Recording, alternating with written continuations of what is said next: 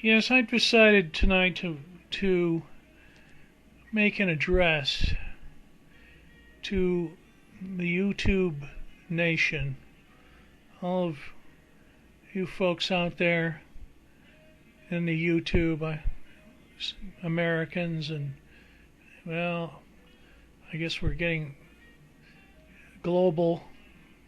You get Europeans and Australians and Canadians and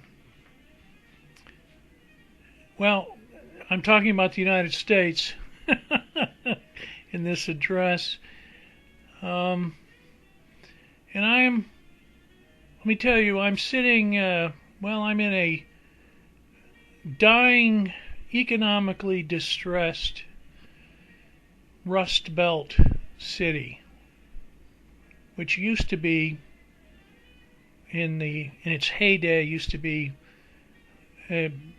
manufacturing. We used to actually make things, and then we would send them out to all across the country. And all of our factories now, pretty much, I think we're closed. I think we have one. There's still one or two maybe that are still barely working, barely going. The city here is having trouble balancing its budget. Doesn't have money. Tax revenue's down. A lot of homes for sale, abandoned homes, foreclosures. Lots of foreclosures and this stuff. But foreclosures have been going on for, 2 years, 3 years. So I guess it's now hitting the rest of the country. So what? I guess what's prompting me to? I find the situation really rather desperate. The political leadership is absent, and I'm thinking in particular, they're predicting now a economic recession. This is what the economist was talking about tonight on the radio. They were saying it was a recession. The banking industry screwed up. They screwed up. They gave money away. They made these loans, which were stupid loans, and they were going to try to make a big quick buck on it. And of course, the whole thing fell apart. And now we're in a crisis, and everyone has their own idea about how to solve the crisis, of course. And I'll bet, get more cynical as I get, that they're going to waste the money, or they're going to screw it up. Washington's going to screw it up. Even the economists can't agree how to solve the problem. But I'm thinking that we are now engaged in two wars, dumping money into these, I would call the bottomless pits in Afghanistan and Iraq. And I don't think either of these countries has much of a hope of coming out as what we would call a Western democracy. And I'm not even talking about our soldiers being killed over there and wounded and coming back screwed up mentally and physically. And I'm thinking about our enormous national debt. And the economists like to say, it's only 9 trillion. It's only 9 trillion, and they always give the number, it's just a small fraction of the GDP. I love that talking point. It's only 9 trillion, and that only means that we have to pay 200 billion a year in interest. 200 billion a year in interest.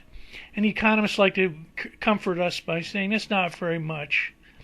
I think we should stop spending money on stupid wars, and our $400 billion defense budget, which is bigger than any other 10 nations combined, or 15 nations.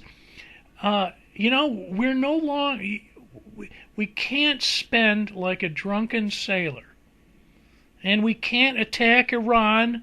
No, I don't think that's, even if as much as we want to, as much as we want to start a third war, I don't think it. Okay, I'm starting to rant and rave here. The political leaders don't see the urgency. They don't see the fact that everything Mr. Bush and Cheney are doing, it's not just the war, and it's not just the corruption, and it's not just the theft with their FEMA and their Blackwater and their private contractors and their lobbyists and all that stuff. Now they've screwed up the economy. So, oh, I'm laughing. Yeah, so, it's time to do something, Congress. And I'm talking about the Democrats. Can you end the war? Can you put a deadline on it? Can you get rid of Cheney? What health care? You guys are talking about health care, national health care? What a joke!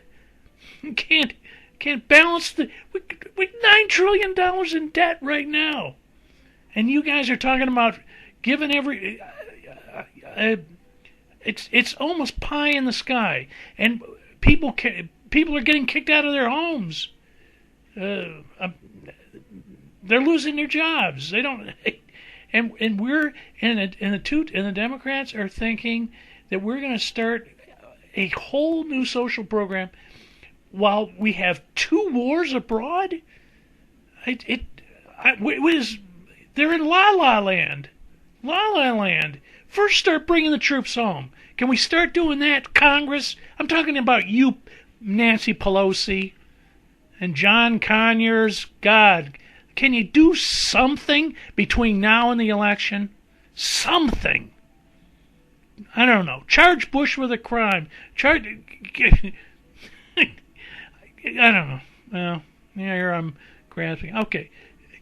Do something for the next year, and not a little aid program where you throw a few $1 billion and send us more into debt. Something good, something innovative, something creative, something helpful. Yeah, I know it's a tough thing. Okay, I'm asking too much. All right, I'm signing off.